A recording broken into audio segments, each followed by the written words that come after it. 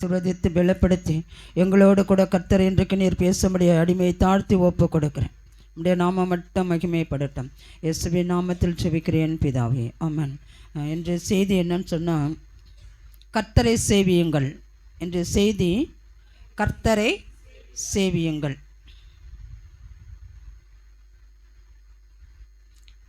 எடுத்து வாசிப்போம். யோசுவா 24ஆம் அதிகாரம் 15வது வசனம் சொல்லுகிறது. யோசுவா 24ஆம் அதிகாரம் 15வது வசனம் சொல்லுகிறது, கர்த்தரை சேவிக்கிறது உங்கள் பார்வைக்கு ஆகாததாய் கண்டால் பின்னை யாரை சேவிப்பீர்கள் என்று இன்று தெரிந்து கொள்ளுங்கள். நதிக்கு அப்புறத்தில் உங்கள் பிதாக்கள் சேவித்த தேவர்களை சேவிப்பீர்களோ, நீங்கள் வாசம் பண்ணுகிற தேசத்து குடிகளாகிய எமோரியரின் தேவர்களை சேவிப்பீர்களோ, நானும் என் வீட்டாருமோ வென்றால். இயேசுவா சொல்லுகிறான், கர்த்தரை சேவிக்கிறது உங்கள் பார்வைக்கு ஆகாததாய் கண்டால் யாரை சேவிக்க போகிறீங்க? ஆண்டவரை நீங்கள் வணங்காத இருக்கிறீங்கன்னு சொன்னால் அப்போ யாரை வணங்க போகிறீங்க? யாரை ஆராதிக்க போகிறீங்க? அப்போது அந்த இயேசுவா சொல்கிறான், நதிக்கு அப்புறத்தில் உங்கள் பிதாக்கள் சேவித்த தேவர்களை நீங்கள் வணங்க போகிறீங்களா? இல்லை நீங்கள் வாசம் பண்ணுகிற தேசத்துக்கு குடிகளாகிய எம்மோரியரின் தேவர்களை சேவிப்பீர்களா? யாரு சேவிக்க போகிறீங்க? ஆனால் நானும் என் வீட்டாரும் கர்த்தரையே சேவிப்போம் என்று சொல்லுகிறான். நாம் எல்லோரும் குடும்பமாக்க தேவனை நாம் சேவிக்க வேண்டும். இயேசுவா தான் சொல்கிறான், நானும் என் வீட்டாருமோ வென்றால் கர்த்தரையே சேவிப்போம். நாங்கள் எந்த தெய்வத்தையும் வணங்க மாட்டோம். என்னை உருவாக்கின தேவன், இன்றைக்கு உங்களை வழி நடத்துவதற்கு என்னை தலைவராக ஆயத்தப்படுத்தின தேவன், உன்னையே நான் சேவிப்போம். நானும் என் வீட்டாருமே வென்றால் கர்த்தரையே சேவிப்போம் என்று சொல்லுகிறான். கர்த்தரையே சேவிப்போம் என்று நாம் குடும்பமாய் கர்த்தரை சேவிக்க வேண்டும். ஏன் என்று சொன்னால், கடைசி மாதம் வரை நம்மளை கர்த்தர் கண்ணின் மணியை போல பாதுகாத்து வந்தாரே, அதற்காக அவரை நாம் சேவிக்க வேண்டும். ரோமர் 12ஆம் அதிகாரம் 11வது வசனம் சொல்லுகிறது. 12:11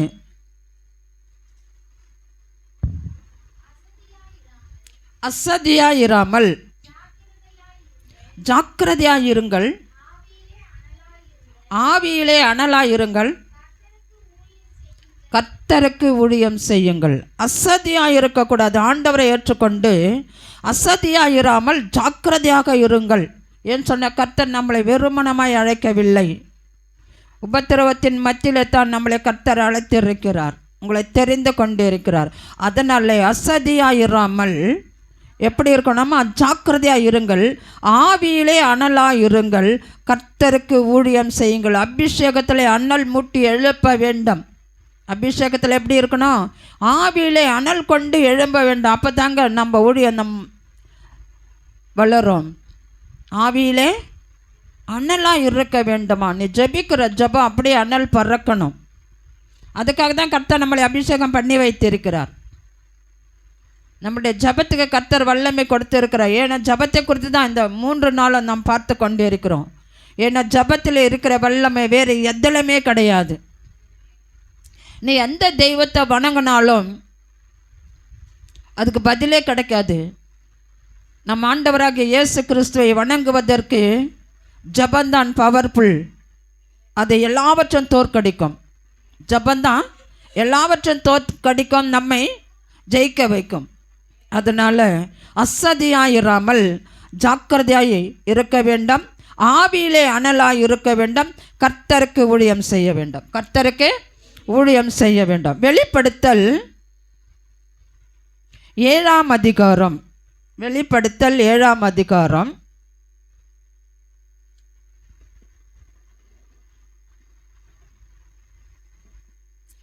9வது வசனம் சொல்லுகிறது, இவைகளுக்கு பின்பு நான் பார்த்தபோது இதோ சகல ஜாதிகளிலும் கோத்திரங்களிலும் ஜனங்களிலும் பாஷைக்காரர்களிலும் இருந்து வந்ததும் ஒருவனும் எண்ணக்கூடாததுமான திரளான கூட்டமாகிய ஜனங்கள் வெள்ளை அங்கிகளை தரித்து தங்கள் கைகளில் குருத்தோலைகளை பிடித்து சிங்காசனத்திற்கு முன்பாகவும் ஆட்டுக்குட்டியானவருக்கு முன்பாகவும் நிற்க கண்டேன். அதாவது யோவான் சொல்லுகிறான், இவைகளுக்கு பின்பு நான் பார்த்தபோது இதோ சகல ஜாதிகளிலும் கோத்திரங்களிலும் ஜனங்களிலும் பாஷைக்காரரிலும் இருந்து வந்ததும் ஒருவனும் எண்ணக்கூடாததுமான திரளான கூட்டமாகிய ஜனங்கள் வெள்ளை அங்கிகளை தரித்து தங்கள் கைகளில் குருத்தோலைகளை பிடித்து சிங்காசனத்துக்கு முன்பாகவும் ஆட்டுக்குட்டியானவருக்கு முன்பாகவும் நிற்க கண்டேன் என்று சொல்லுகிறான். இவங்கெல்லாம் யாரு? இவங்கெல்லாம் யாரு? வெள்ளை அங்கே தரித்து கொண்டிருக்கிறவர்கள் யாரு? 13வது வசனம் சொல்லுகிறது, அப்பொழுது முப்பர்களில் ஒருவன் என்னை நோக்கி, வெள்ளை அங்கிகளை தரித்திருக்கிற இவர்கள் யார்? எங்கே இருந்து வந்தார்கள் என்று கேட்டான். அப்போது மூப்பர்களில் ஒருவன் என்னை நோக்கி, வெள்ளை அங்கிகளை தரித்திருக்கிற இவர்கள் யார்? எங்கே இருந்து வந்தார்கள் என்று என்னை கேட்டான். அதற்கு நான், ஆண்டவனே, அது உமக்கே தெரியும் என்றேன். போதும். இந்த யோவனை பார்த்து தூதன் கேட்குறான், வெள்ளை அங்கி எல்லாம் வெள்ளை அங்கி போட்டுன்னு நிற்கிறாங்களே, இவங்கெல்லாம் யாருப்பா? ஒயிட் ட்ரெஸ்ஸில் நிற்கிறாங்களே, இவங்கெல்லாம் யார்?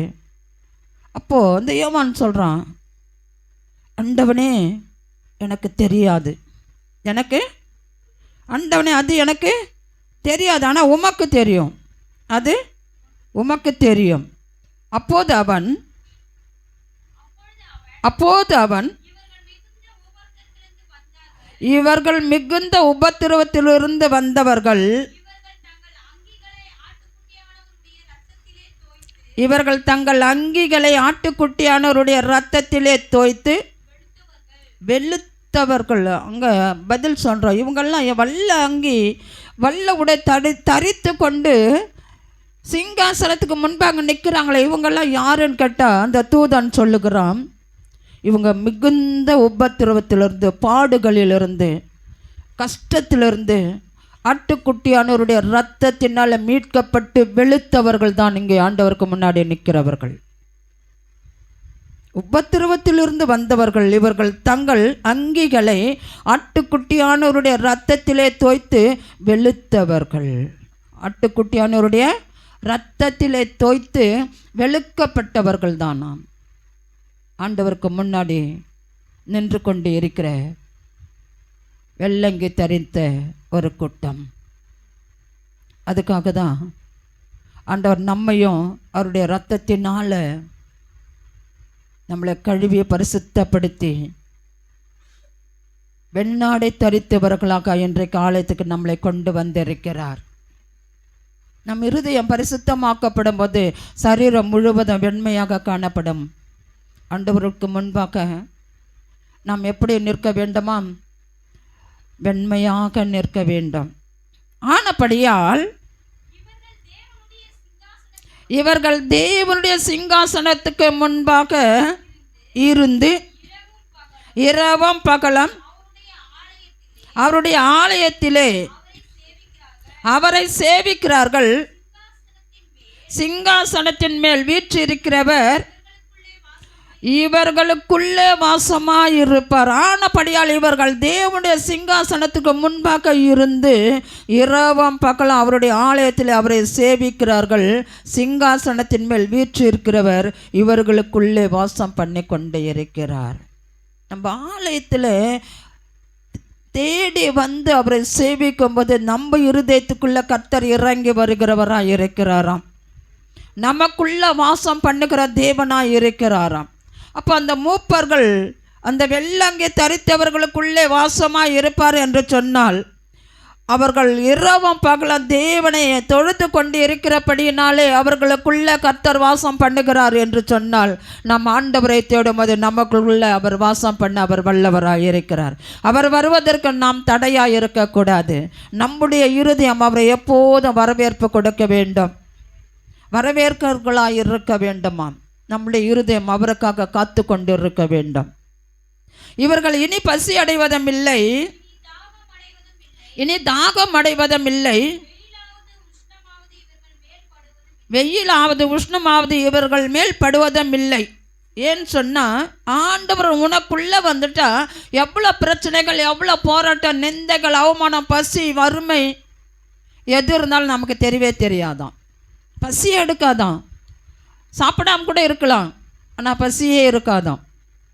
ஏன்? ஆண்டவர் நமக்குள்ளே இருக்கிறார். இனி தாகமும் இருக்காது, அவங்களுக்கு பசியும் இருக்காது, தாகமும் அவங்களுக்கு கிடைக்காது. வெயிலாது உஷ்ணமாது இவர்கள் மேல் படுவதும் இல்லை. ஏன்னு சொன்னால், கர்த்தர் அவர்களுக்குள்ள வாசம் பண்ணின்னு இருக்கிறதுனால, பரலோகத்தில் இருக்கிறதுனால அவங்களுக்கு பசியே கிடையாது, தாகமும் கிடையாது. கர்த்தர் அவர்களை நடத்தி கொண்டு இருக்கிறார்.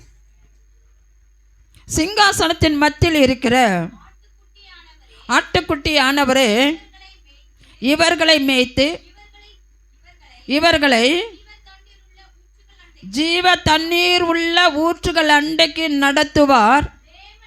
தேவன் தாமே இவர்களுடைய கண்ணீர் யாவும் துடைப்பார் என்றான். பாருங்க, எவ்வளோ உபத்திரவங்கள் இருந்தாலும் பசி பட்டினி எதுவுமே கிடையாது. ஆனால் சிங்காசனத்தின் மத்தியில் ஆட்டுக்குட்டி ஆனவரே இவர்களை மேய்த்து இவர்களை ஜீவ தண்ணீர் உள்ள ஊற்றண்டைக்கு நடத்துவார். தேவன் தாமே இவர்களுடைய கண்ணீரை யாவையும் துடைப்பார் என்றான். அப்போ நம் கண்ணீரை துடைக்கிற கர்த்தர் ஒருவர் மட்டும்தான். கண்ணீரை துடைக்கிற கர்த்தர் ஒருவர் மட்டும்தான். அவரை அல்லாமல் வேறு எந்த தெய்வத்தாலும் துடைக்கவே முடியாது. அவர் நம்மளோட கூட இருக்கிற தேவன். நமக்குள்ள அவர் வாசம் பண்ணுகிறார் என்று சொன்னால், அவர் நம்மளை ஆளுகை செய்கிற தேவனாய் இருக்கிறார். 2 நாளாகமம் 29வது வசனம் சொல்லுகிறது. 2 நாளாகமம் 29வது வசனம் சொல்லுகிறது. 2 நாளாகமம் 10-11 29வது அதிகாரம். இப்பொழுதும் இஸ்ரவேலின் தேவனாகிய கர்த்தருடைய உக்கிர கோபம் நம்மை விட்டு திரும்பும்படிக்கு அவரோடு உடன்படிக்கை பண்ண என் மனதிலே நிர்ணயித்து கொண்டேன். அவரோடு கூட, அதாவது இப்போது இஸ்ரவேலின் தேவனாகிய கர்த்தருடைய உக்கிர கோபம் நம்மை விட்டு திரும்பும்படிக்கு அவரோடு உடன்படிக்கை பண்ண என் மனதிலே நிர்ணயித்து கொண்டேன். என் குமாரரே, இப்போது அசதியாயிராதேயுங்கள். நீங்கள் கர்த்தருக்கு பணிவிடை செய்யும்படி அவருக்கு முன்பாக நிற்கவும் அவருக்கு ஊழியம் செய்கிறவர்களும் தூப காட்டுவர்களுமாய் இருக்கவும் உங்களை அவர் தெரிந்து கொண்டார் என்றான்.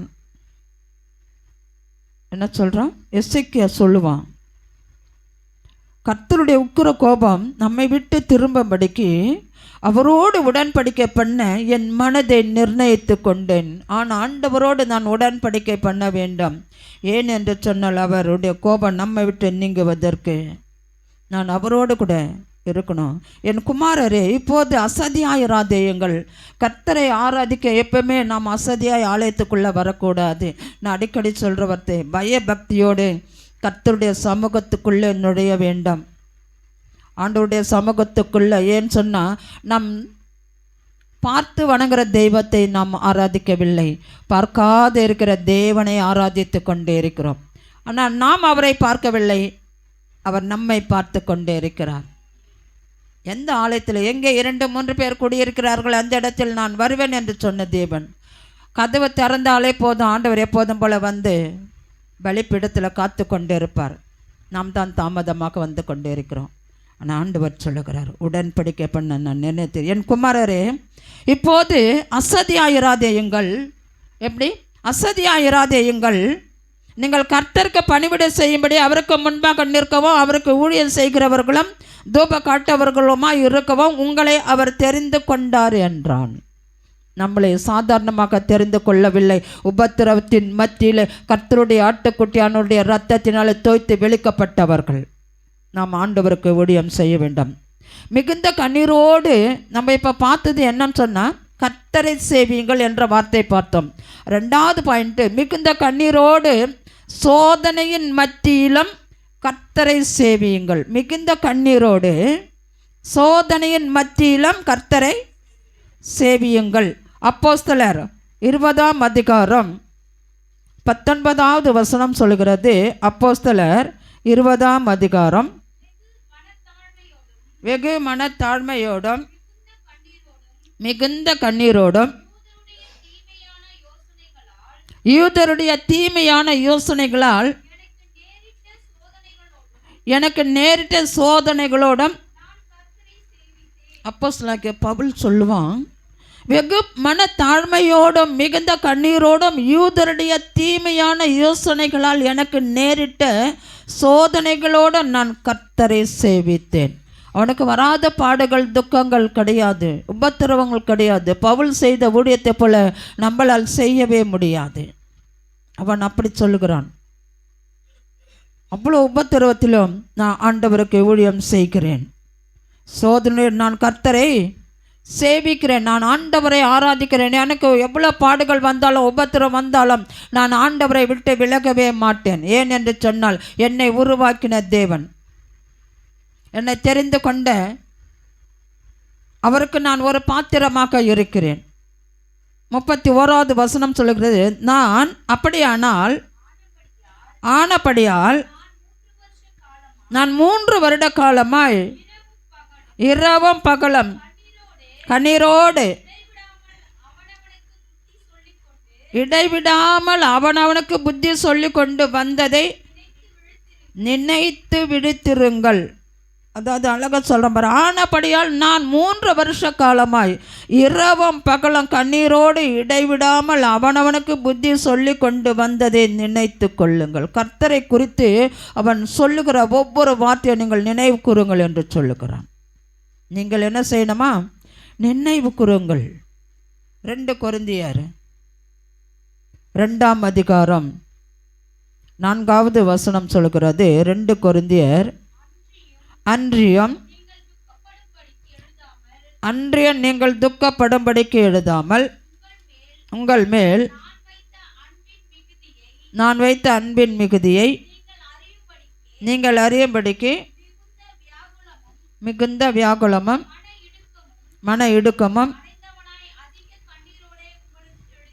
போதும். அப்போஸ்தலனாகிய பவுல் கொரிந்தியருக்கு சொல்லுகிறான், அன்றியும் நீங்கள் துக்கப்படும்படிக்கு எழுதாமல் உங்கள் மேல் நான் வைத்த அன்பின் மிகுதியை நீங்கள் அறியும்படிக்கு மிகுந்த வியாகுலமும் மன இடுக்கமும் அடைந்தவனாய் அதிக கண்ணீரோடு உங்களுக்கு எழுதினேன் என்று அப்போஸ்தலனாகிய பவுல் கொரிந்தியருக்கு சொல்லி எழுதுகிறான். நான் கண்ணீரோடு நான் எழுதுகிறேன், நான் துக்கத்தோடு நான் எழுதுகிறேன், மனத்தாழ்மையோடு நான் எழுதுகிறேன். அவருடைய வார்த்தை கேட்டு தான் அநேக பேர் ரட்சிக்கப்பட்டார்கள் என்று வேதம் சொல்லுகிறது. பிலிப்பியர் 3ஆம் அதிகாரம், பிலிப்பியர் 3ஆம் அதிகாரம் 18லிருந்து 20 வரை. ஏனெனில் அநேகர் வேறு விதமாய் நடக்கிறார்கள், அவர்கள் கிறிஸ்துவின் சிலுவைக்கு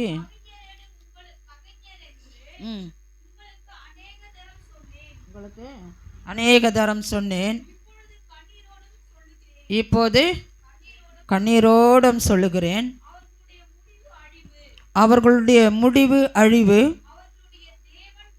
அவர்களுடைய தேவன் வயிறு, அவருடைய மகிமை, அவர்களுடைய மகிமை, அவர்களுடைய இலட்சியை, அவர்கள் பூமிக்கு அடுத்தவைகளை சிந்திக்கிறார்கள். நம்முடைய குடியிருப்போ பரலோகத்தில் இருக்கிறது, அங்கே இருந்து கர்த்தராய் இருக்கிற இயேசு கிறிஸ்து என்னும் இரட்சகர் வர எதிர்பார்த்து கொண்டிருக்கிறோம். அழகா சொல்லுகிறான் பாருங்க, என்ன அழகா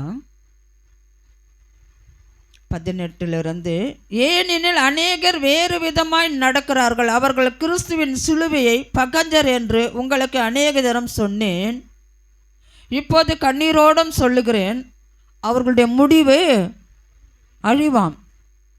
அவர்களுடைய தேவன் வயிறு, அவர்களுடைய முடிவு அழிவு, அவர்களுடைய தேவன் வயிறு.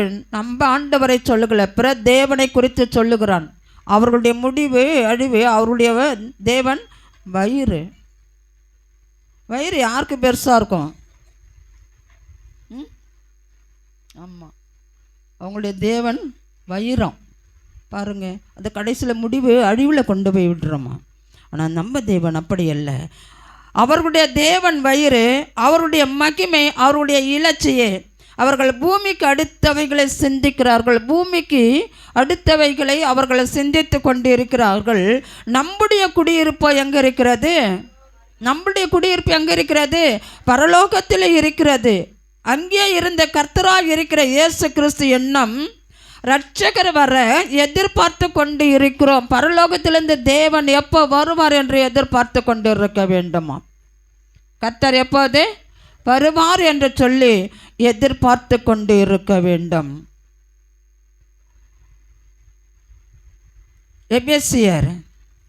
எபிரேயர் 5ஆம் அதிகாரம், எபிரேயர் 5ஆம் அதிகாரம் 7-9 வரை வாசிப்போம்.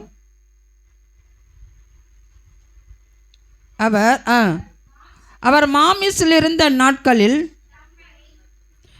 தம்மை மரணத்தின் நின்று ரட்சிக்க வல்லமை உள்ளவரை நோக்கி பலத்த சத்தத்தோடும் கண்ணீரோடும் விண்ணப்பம் பண்ணி வேண்டுதல் செய்து நமக்கு உண்டான பயபக்தி நிமித்தம் கேட்கப்பட்டு போதும். அவர் மாமிசத்தில் இருந்த நாட்களில் தம்மை மரணத்தில் நின்று ரட்சிக்க வல்லமை உள்ளவரை நோக்கி பலத்த சத்தத்தோடும் கண்ணீரோடும் விண்ணப்பம் பண்ணி வேண்டுதல் செய்து தமக்கு உண்டான பயபக்தி நிமித்தம் கேட்கப்பட்டு, கர்த்தர் மாமிசத்தில் இருக்கும்போது நமக்காக ரட்சிப்பதற்காக அவர் வேண்டுதல் செய்தாராம். நமக்காக வாக்கு கடங்கா பெருமூச்சுகளோடு வேண்டுதல் செய்கிறவர் நாம் ஆராதிக்கிற ஆண்டவராகிய இயேசு கிறிஸ்து. அவர் குமாரனாய் இருந்தும் பட்ட பாடுகளினாலே, அவர் குமாரனாய் இருந்தும் பட்ட பாடுகளினாலே கீழ்ப்படிதலை கற்றுக்கொண்டு தாம் பூரணரான பின்பு தமக்கு கீழ்ப்படுகிற யாவரும் நித்திய ரட்சிப்பை அடைவதற்கு அவரே காரணராகி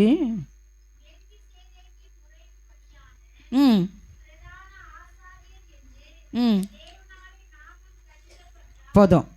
மெல்கி சேதேக்கின் முறைமையின்படியான பிரதான ஆசாரியர் என்று தேவனாலே நாமம் தரிக்கப்பட்டாராம். தேவனாலே அவருடைய நாமம் அதிசயம். 1000 நாமங்களில் எத்தனையோ நாமம், அதில் ஒரு நாமம் அதிசயம். அவருடைய நாமம் தரிக்கப்பட்டாராம். தேவனாலே அவர் நாமம் தரிக்கப்பட்டாராம். நமக்கு கற்றுக் கொடுப்பதற்கு, கீழ்ப்படிதல் சொல்லிக் கொடுப்பதற்கு, தேவனை ஆராதிப்பதற்கு கர்த்தர் நமக்கு அவர் சொல்லிக் கொடுத்தார் என்று வேதம் சொல்லுகிறது.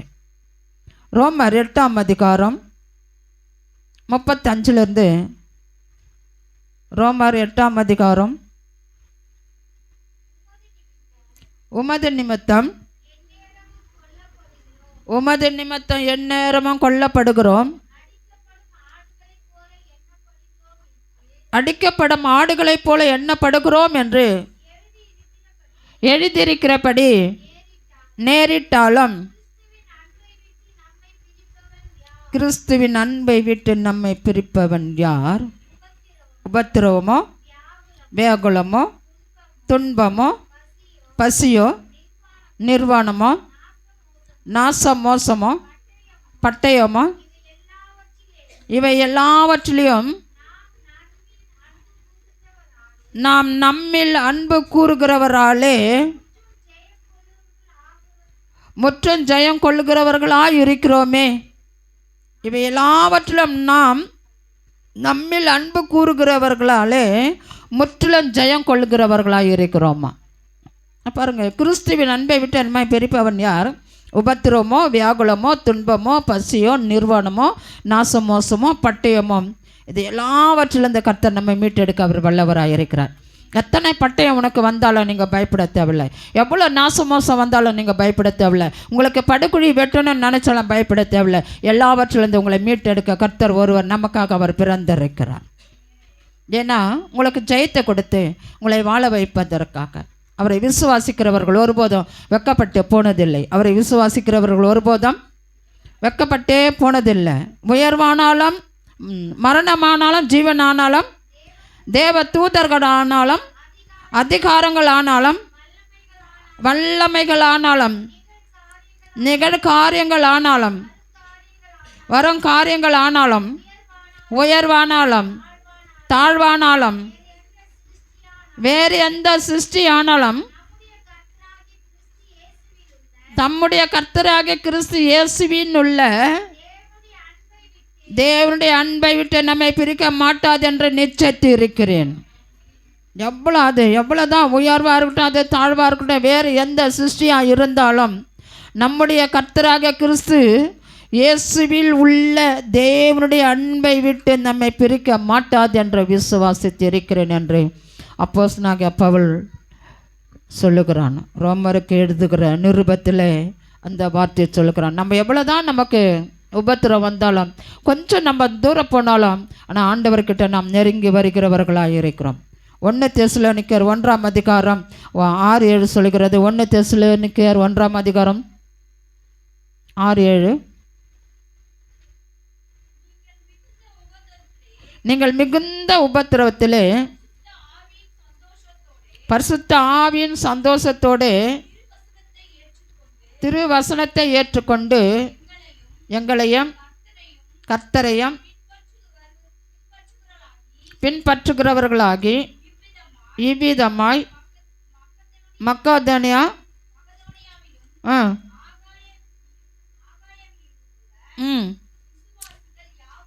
யாவருக்கும் மாதிரிகள் ஆனீர்கள். நீங்கள் மிகுந்த உபத்திரவத்திலே பரிசுத்த ஆவியின் சந்தோஷத்தோடு திருவசனத்தை ஏற்றுக்கொண்டு எங்களையும் கர்த்தரையும் பின்பற்றுகிறவர்களாகி. எவ்வளோ உபத்திரம் வந்தாலும் நாம் கர்த்தரை பின்பற்ற வேண்டும்.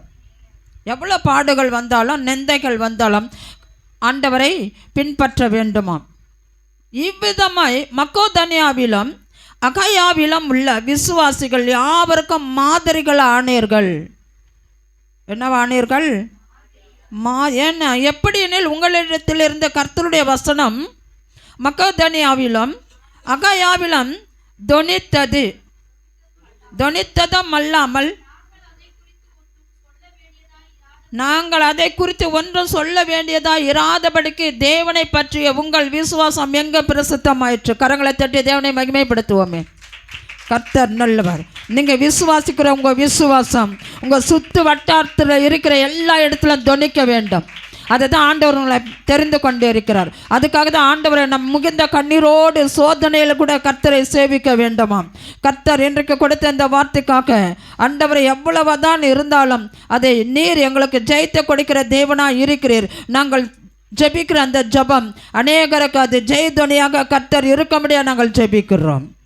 அது அநேகருக்கு கேட்டு மனம் திரும்பக்கூடிய அளவுக்கு தேவன் தாமே அற்புதத்தை செய்ய முடியாது நான் ஜெபிக்கிறேன். வந்த ஒவ்வொரு பிள்ளைகளும் கர்த்தர் ஆசீர்வதிக்க முடியாது நான் ஜெபிக்கிறேன்.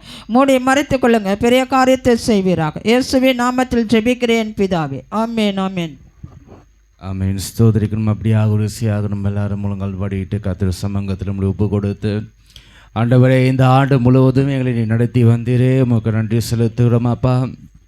ஆண்டவர் இன்னும் ஒரு நாட்களுக்கு பிறகு அப்பா நாங்கள் இன்னும் ஒரு புதிய ஆண்டுக்குள்ளாக நாங்கள் பிரவேசிக்க போகிறோம். எங்களை நாங்கள் ஒப்பு கொடுக்கிறோம். ஆண்டவரே கர்த்தர் எங்களை ஆளுகை செய்வீராக ராஜா. ஹல்லேலூயா ஹல்லேலூயா ஹல்லேலூயா ஹல்லேலூயா.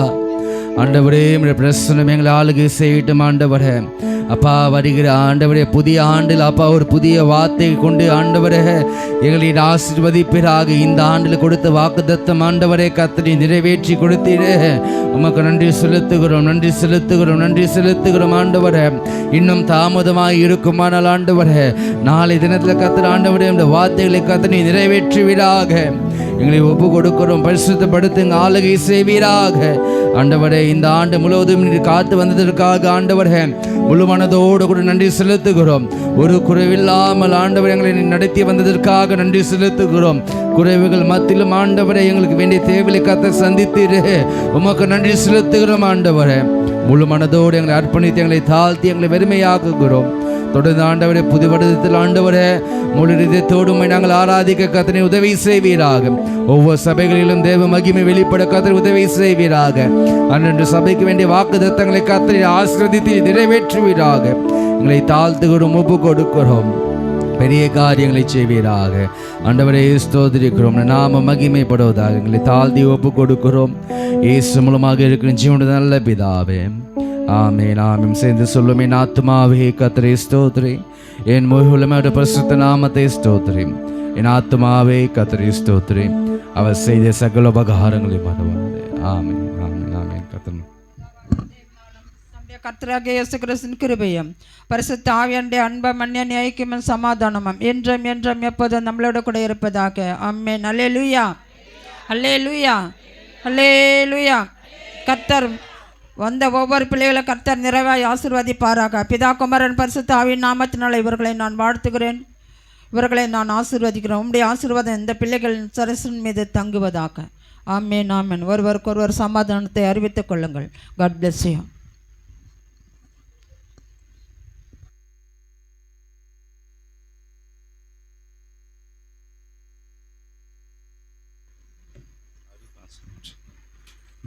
சின்ன ஒரு அறிவிப்பு. நம்ம 2ஆம் தேதி ஆராதனை நம்ம நேரத்தை 5 மணிக்கு நம்ம சொல்லியிருக்கிறோம்.